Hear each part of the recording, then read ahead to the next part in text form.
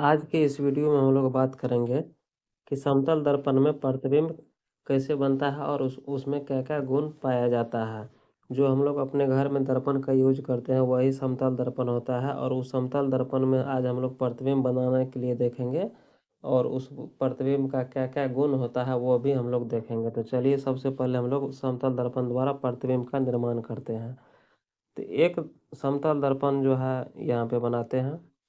तो हम लोग जानते हैं कि समतल दर्पण का एक भाग जो है रंगा हुआ होता है और एक भाग जो है बिना रंगा हुआ होता है। जैसे ये वाला भाग है बिना रंगा हुआ, ठीक। तो यही इसी साइड से हम लोग फेस भी देखते हैं। तो अब इसमें देखिए एक जो है समतल दर्पण में मुख्य अक्ष होता है, ठीक। एक मुख्य अक्ष लेना होगा। उसके बाद एक दर्पण वस्तु को जब भी रखेंगे, किसी भी दर्पण के में अगर वस्तु को जब भी रखेंगे तो दर्पण के सामने ही रखा जाएगा। क्योंकि जैसे कि हम लोग अपने घर में दर्पण में फेस देखते हैं तो दर्पण के आगे जाना पड़ता है। तो उसी प्रकार से मान लीजिए ये दर्पण हो गया, तो इसके आगे जो है हम लोग वस्तु को रखेंगे और वस्तु जो है मुख्य अक्ष के ऊपर रखा जाता है हमेशा। तो मान के चलिए ये एक वस्तु यहाँ पे हम रख दिए, वस्तु वस्तु ए भी यहाँ पे रख दिए यहाँ पे, ठीक। वस्तु ए भी रख दिए। तो अब इसमें देखिए क्या है कि समतल दर्पण में जैसे कि ये सीधे सीधे यहाँ पे अगर प्रकाश का किरण आपतित हो रहा है, ठीक। तो दर्पण से परावर्तन के बाद क्या होगा कि वो उसी पथ पर वापस लौट जाएगा। जैसे कि आप लोग अपने घर में दर्पण के ऊपर टॉर्च जलाइएगा, तो अगर सीधे सीधे टॉर्च जलाइएगा तो उधर से रिटर्निंग में भी वो सीधे ही रोशनी वापस हो जाएगा। तो वही रूल यहाँ पर भी है, अर्थात यही रूल वहाँ पर भी है कि प्रकाश आपतित हो रहा है दर्पण पे, अगर ये समांतर है सीधी रेखा में है तो उधर से भी रिटर्निंग में ये सीधी रेखा में आ जाएगा। और किसी भी वस्तु का प्रतिबिंब बनाने के लिए कम से कम दो किरण को आपतित कराना पड़ता है और वो दो किरण जो आपतित होता है तो फिर दोनों किरण परावर्तित भी होता है। दोनों किरण परावर्तित होने के बाद जिस बिंदु पर मिलती है या मिलती भी प्रतीत होती है वहीं पे प्रतिबिंब का निर्माण होता है। तो एक यहाँ पे किरण तो आपतित किरण और मतलब एक परावर्तित किरण तो यहाँ पे मिल चुका है, लेकिन एक और खोजना है। तो चलिए एक किरण को और आपतित कराते हैं। तो एक किरण को यहाँ से हम आपतित कराते हैं, यहाँ पे गया यहाँ पे। और अभी हम लोग देखे थे इससे पिछले वीडियो में कि दर्पण पर जितना एंगल बना करके ये आपतित हुआ है किरण उतना ही एंगल बना करके ये इधर से गुजरेगा। अर्थात ये आपतित किरण हो गया और ये परावर्तित किरण हो गया। अब देखिए इसमें क्या है कि एक परावर्तित किरण तो यहाँ पे इधर जा रहा है और एक परावर्तित किरण इधर इधर जा रहा है, इधर बड़ा होते जाएगा। तो क्या ये किरण और ये किरण आपस में कभी मिलेगा? नहीं मिलेगा, क्योंकि ये जैसे जैसे आगे बढ़ेगा तो ये और फैलते ही जाएगा। तो इस स्थिति में क्या करते हैं हम लोग कि काल्पनिक रेखा के रूप में दर्पण के पीछे खींचते हैं। अर्थात सबसे पहले तो मुख्य अक्ष जो है दर्पण के पीछे खींच देंगे।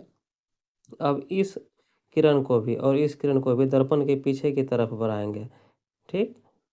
तो दर्पण के पीछे की तरफ इसको बढ़ाएंगे, ये काल्पनिक है, इसको डॉट डॉट है ये, ठीक है। इसको भी हम लोग पीछे की तरफ बढ़ाएंगे, ठीक। तो यहाँ पे देखिए ये बिना मापे हुए बना रहे हैं, इसीलिए यहाँ पे टेढ़ा हो जा रहा है थोड़ा, लेकिन इसको समझिए आप लोग कि ये किरण भी पीछे की तरफ बढ़ाएंगे डॉट डॉट रेखा करके। और यहाँ पे जो ये मिल गया है, मिलता हुआ प्रतीत हुआ है, तो यहीं पे प्रतिबिंब का निर्माण हो जाएगा। अर्थात प्रतिबिंब को हम लोग ए डॉट बी डॉट मान लेंगे। तो अब देखिए इसमें क्या है कि वस्तु को हम लोग रखे थे दर्पण के सामने में और प्रतिबिंब बना है दर्पण के पीछे, ठीक। तो अब ये तो प्रतिबिंब का यही हो गया आपका समतल दर्पण द्वारा बना हुआ प्रतिबिंब। अब देखिए इसमें इस समतल दर्पण द्वारा जो बना प्रतिबिंब का गुण होता है उसके बारे में थोड़ा सा जान लेते हैं कि अब इसमें पूछेगा कि वस्तु का प्रतिबिंब आकार में कैसा होता है। तो देखिए कि वस्तु का प्रतिबिंब आकार में जो है जितना बड़ा वस्तु होता है उतना ही बड़ा प्रतिबिंब होता है, ठीक।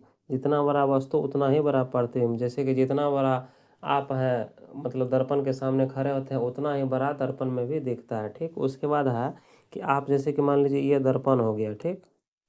तो दर्पण से आप जितना आगे खड़े हैं तो प्रतिबिंब भी दर्पण से उतना पीछे ही जा करके बनेगा। आप ये चीज़ देखिएगा दर्पण के सामने जाके कि अगर दर्पण के आगे आइएगा तो उधर से प्रतिबिंब भी आगे आएगा। जैसे आप पीछे भागिएगा तो प्रतिबिंब भी यहाँ पीछे भागेगा, ठीक। तो ये हो गया इसका दूसरा गुण, ठीक।